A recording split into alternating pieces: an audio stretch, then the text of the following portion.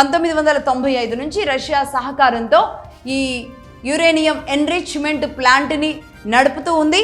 అది కూడా బుష్నర్ ఏదైతే ఉందో బుష్నర్ ఏరియాలో నడుపుతూ ఉంది. మనం చూస్తూ ఉన్నాం, ఇజ్రాయిల్ అమెరికా వారు మొదలైనప్పటి నుంచి ఇదే బుష్నర్ మీద యుద్ధ ప్రయోగాలు నడుస్తూ ఉన్నాయి. ఎందుకంటే ఇక్కడే ఎన్రిచ్మెంట్ ప్లాంట్ ఉంది, అక్కడే యురేనియం ఉంటుంది కాబట్టి అక్కడే వీళ్ళు ఈ ప్రయత్నాలు ఎన్రిచ్మెంట్ ప్రాక్టీసెస్ ఏవైతే ఉన్నాయో సైంటిస్టుల ద్వారా చేస్తున్నది అదే. కాబట్టి ఇప్పటికే ఇదే ఇరాన్ ప్లాంట్లో బుష్నర్ ప్రాంతంలో ఇరాన్ ప్లాంట్లో అనేక మంది సైంటిస్టులు దొరికిన వాళ్ళని దొరికినట్టు అటు ఇజ్రాయిల్ కానీ ఇటు అమెరికా CIA అండ్ ఇజ్రాయిల్ దళాలు మజూద్ లాంటి సంస్థలు అక్కడున్న సైంటిస్టుల్ని చంపేస్తూ వచ్చాయి. 95 నుంచి ఇప్పటి వరకు అనేక మంది సైంటిస్టులు ఇరాన్ని ఇక్కడ తయారు చేసుకోనీయకుండా అడ్డుకుంటున్న పరిస్థితి ఉంది. అయితే ఇరాన్ ఏమైనా విచ్చలవిడిగా ఎవరికి చెప్పకుండా చేస్తుందా అంటే చెప్పే చేస్తుంది.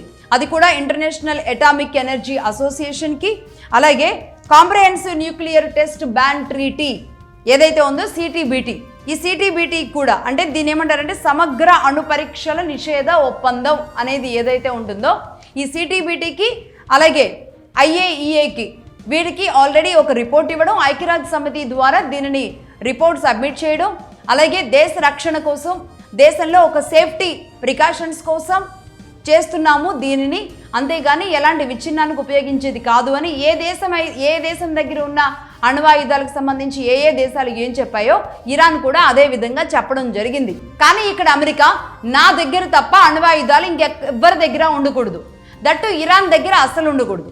ఇరాన్ దగ్గర ఉంది అంటే గనక ఇది ప్రపంచ వినాశనానికి కారణం అనేది అందరినీ నమ్మిస్తూ వస్తున్న ఒక విషయం.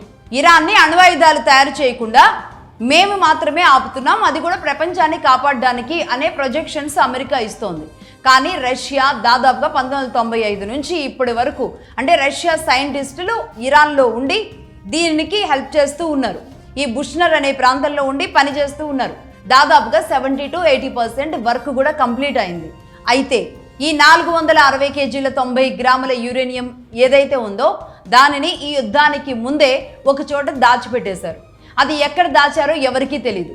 కనీసం ఇప్పుడు ట్రంప్ గారు ఆలోచిస్తున్నది ఏంటి అంటే కనీసం ఈ ఒక్క మూట దొరికినా సరే దీన్ని సీజ్ చేసేసాము, యురేనియం పట్టుకొచ్చేసాము, దొరికింది కాబట్టి ఇంకా యుద్ధాన్ని ఆపేస్తాను అని ఆయన చెప్పుకోవడానికి ఒక అవకాశం కావాలి. ఆయన పరువు నిలబెట్టుకోవడానికి, అమెరికా పరువు నిలబెట్టడానికి ఒక అవకాశం కావాలి. కాబట్టి కనీసం ఆ ఒక్క మూటన దొరకపోతుందా అని ఇరాన్ నుంచి ఈ మూట కోసమే ప్రయత్నాలు చేస్తున్నారు. అసలు ఒకసారి ఈ మూట కాస్ట్ ఎంతో కూడా మనం మాట్లాడుకోవాలి. ఈ మూట కాస్ట్ ఎంతంటే ఇది అమెరికన్ డాలర్స్లో దాదాపుగా $36,800.